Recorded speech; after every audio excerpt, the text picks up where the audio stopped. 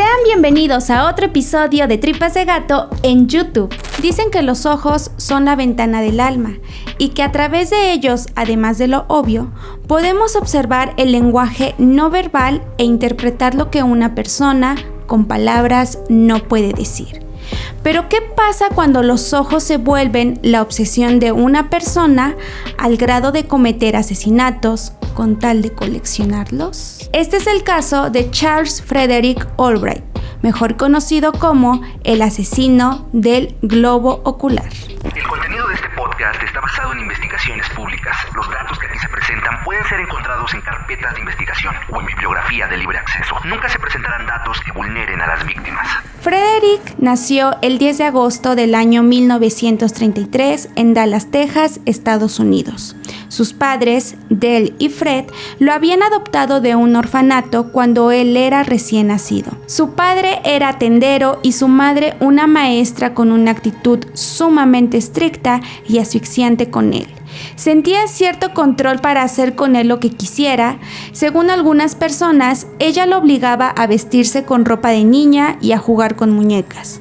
Además, hizo todo lo posible porque adelantara grados escolares y, por si fuera poco, Dell tenía cierta obsesión con la limpieza, por lo que obligaba a Frederick a cambiarse de ropa varias veces al día. La relación de Dell con Frederick era violenta. Los tratos que le daban para nada eran los de una madre hacia su hijo. En ocasiones, a modo de castigo, lo ataba a la cama por varias horas y lo traía como chofer una vez que aprendió a manejar siendo adolescente. Frederick empezaba a tener comportamientos extraños. Tenía 11 años cuando su madre se dio cuenta que él estaba matando animales pequeños de manera violenta. Frederick solo le dijo que le gustaba la taxidermia y que cuando fuera grande quería dedicarse a ello. Dell tomó la decisión de meterlo a un curso para que le enseñaran todo el proceso, desde la caza hasta disecarlos y rellenar a los animales, usando botones en vez de ojos de vidrio, pues estos eran caros. Fue a los 13 años cuando comenzó con su carrera delictiva. Se dedicaba a asaltar y robar. La forma en cómo lo hacía iba escalando en violencia, hasta que a los 15 años logró graduarse de manera ilegal e ingresó a la Universidad del Norte de Texas.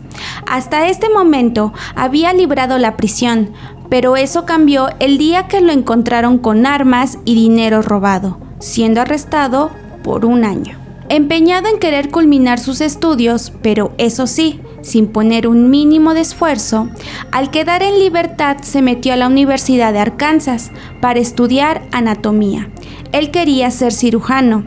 A la par, empezaba a andar con una chica de la misma facultad, a la que le gustaba hacerle bromas peculiares. Una de ellas fue cuando cortó los ojos de las fotos de su novia y los pegó por varias partes de la facultad pensando que esto era gracioso.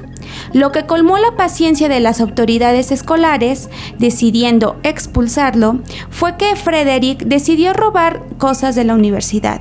Esto no le importó en lo más mínimo y aún así hizo todo lo posible por hacer parecer que sí había cursado la universidad.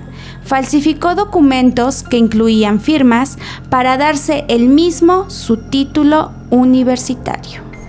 Junto con este logro, llegó el matrimonio con la novia que tenía en la universidad. Al poco tiempo, se convirtieron en padres de una niña.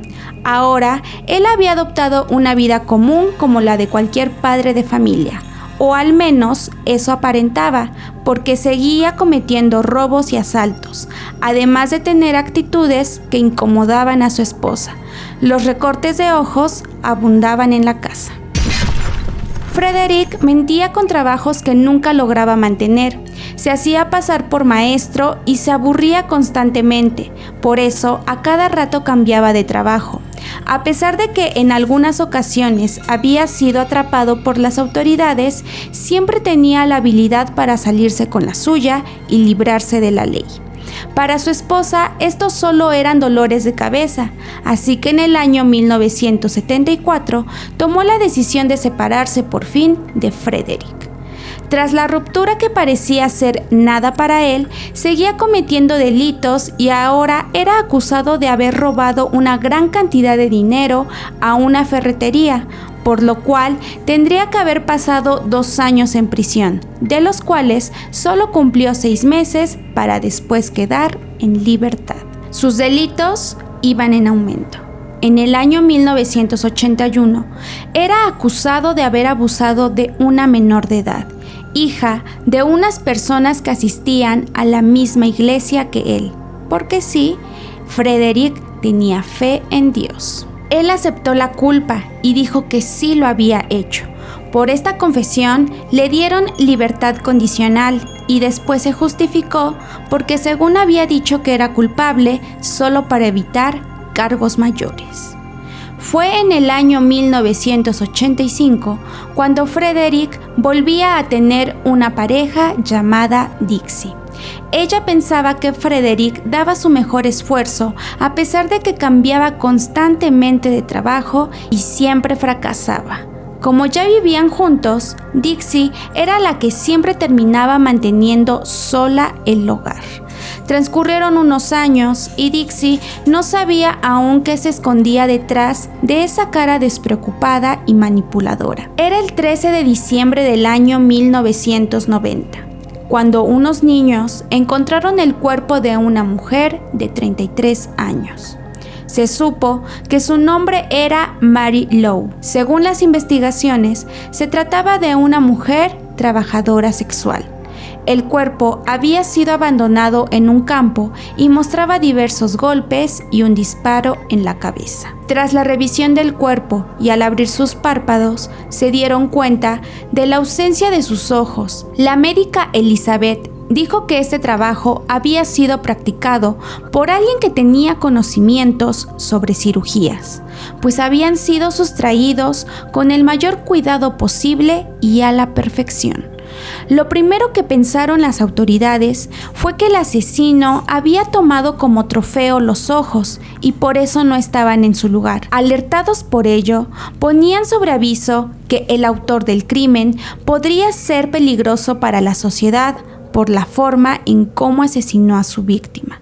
Las investigaciones siguieron su curso hasta que el 10 de febrero del año 1991, es decir, 2 meses después de haber encontrado a Mary Lowe, encontraron a otra mujer sin vida, con las mismas características. Susan Peterson era su nombre, tenía 27 años. La forma en cómo había sido encontrada era idéntica a la víctima anterior, solo que ella tenía 3 disparos y sí, tampoco tenía ojos. Las noticias ya estaban dando de qué hablar sobre el hallazgo de estas mujeres y ya se escuchaban apodos del posible atacante, al que llamaron el Destripador de Dallas. Al mes siguiente se repetía la historia. Era 18 de marzo de 1991, cuando encontraron a Shirley Williams, mismo modus operandi y mismas condiciones del cuerpo de la víctima. Era obvio que estaban frente a un posible asesino serial, por lo cual la búsqueda de pistas inició por el sector de mujeres que trabajaban en lo mismo, y así poder tener algún indicio. Se hizo una lista de características de personas que habían violentado a estas mujeres que interrogaron. Una indicaba que había logrado escapar de un hombre que la golpeaba. Otra había dicho que había sido violada a punto de perder la vida a manos de un hombre blanco, que se había identificado como Ashton, cerca de donde apareció la primera víctima. Las autoridades ahora tenían como datos un hombre blanco de entre 30 y 50 años, musculoso y con conocimientos en medicina, sobre todo en temas oculares. Con el nombre de Ashton y todas las características que habían reunido, empezaron a relacionar las pistas. Resulta que la casa donde rentaba el supuesto Ashton tenía como dueño al difunto padre de Frederick. Esto dejó al descubierto que aquel Ashton era nada más y nada menos que Frederick, quedando confirmado también por las 2 mujeres interrogadas, afirmando que él había sido su atacante. Fue hasta el 22 de marzo del año 1991 cuando las autoridades se dirigieron a la casa de Frederick para arrestarlo. Su esposa no tenía conocimiento de la doble vida que él llevaba. Pensaba que él solo se dedicaba a trabajar como carpintero y en ocasiones como maestro. Es por eso que al momento del arresto, todo fue una sorpresa para ella. Incluso, sus vecinos lo describían como un buen vecino y muy atento. Poco a poco se iba destapando la verdadera cara sobre este hombre, que gustaba de frecuentar bares y lugares donde había mujeres trabajadoras sexuales. En la casa, que quedaba a pocos metros de donde aparecieron las víctimas, encontraron cosas de ellas, diversas armas y cuchillos, libros sobre crímenes y asesinos en serie. Inmediatamente se comenzó el juicio, pues tenían una serie de pruebas que lo incriminaban. Estas iban desde cabello hasta testimonios de personas que solían verlo, además de su historial delictivo y problemas con la ley. Para diciembre del mismo año ya habían resoluciones. Esta vez se creyó que Frederick no se iba a salir con la suya, pero aún así los fiscales desestimaron los cargos por 2 de sus víctimas, culpándolo solamente por la muerte de Shirley. Lo condenaron a cadena perpetua en la prisión de Texas, en el área psiquiátrica donde se mantiene en vigilancia. Su pasatiempo favorito: recolectar recortes de ojos y hacer dibujos de ellos para pegarlos en su celda. Si se preguntan en dónde están las armas homicidas o los ojos de sus víctimas, estos nunca fueron encontrados y Frederick, desde el día de su detención, jamás ha hablado al respecto de los asesinatos. Incluso, él se declara inocente hasta la fecha. La fijación que tenía Frederick hacia los ojos era más que evidente. Algo que empezó por un gusto con los animales, escaló a ponerlo en práctica con los humanos, generando un gusto y fijación por estos. Si bien hay una filia, no se sabe si esto tenía fines sexuales para considerarlo parafilia. Y es que el hecho de que sus víctimas se trataban de trabajadoras sexuales no quiere decir que todo era con fines sexuales, pues al respecto se sabe muy poco. Pero los traumas que tuvo desde pequeño, gracias a la exigente crianza de su madre, ayudaron a que su perspectiva de ver la vida de estas mujeres le generara odio, sobre todo porque hay algunas versiones que dicen que Frederick odiaba a las mujeres que se dedicaban a esto porque su madre también lo había hecho, cosa que solo se rumoró. Además, el que su madre lo obligara a vestirse y actuar como mujer siendo pequeño generó ese rencor que más tarde interpretó en asesinatos.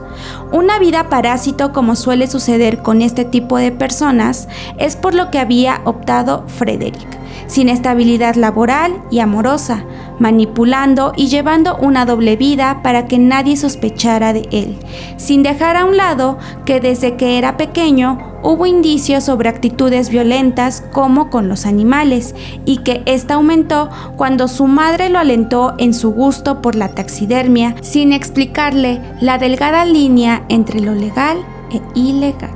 El que quitara los ojos de sus víctimas podría reflejarse en el miedo, poder y trofeo. Miedo por haber sido visto, el poder de obtener esos ojos que en la taxidermia suelen ser costosos y nunca pudo darse el lujo de tener. Y por último, el trofeo, porque recordemos que los asesinos suelen irse de la escena con un objeto o parte humana que coleccionan y les recuerdan los crímenes que cometieron para motivarse y volverlo a hacer. Sin duda, un caso que dejó preguntas al aire y que esconde un misterio en un hombre que actualmente tiene más de 80 años y cumple una condena rodeado entre recortes y pinturas de ojos. Este fue el caso de Charles Frederick, el asesino del globo ocular. Y así llegamos al final de otro episodio. ¿Qué les pareció? Dejen sus comentarios para que podamos saber qué opinan de este caso. No olviden suscribirse, darle like y activar la campanita para que les lleguen las notificaciones de todo nuestro contenido aquí en YouTube. También chéquense los archivos oscuros por si quieren saber de otros temas. Chequen todas las redes de Tripas de Gato y sin más que decir, yo soy Beth y recuerden que lo esencial es invisible a los ojos.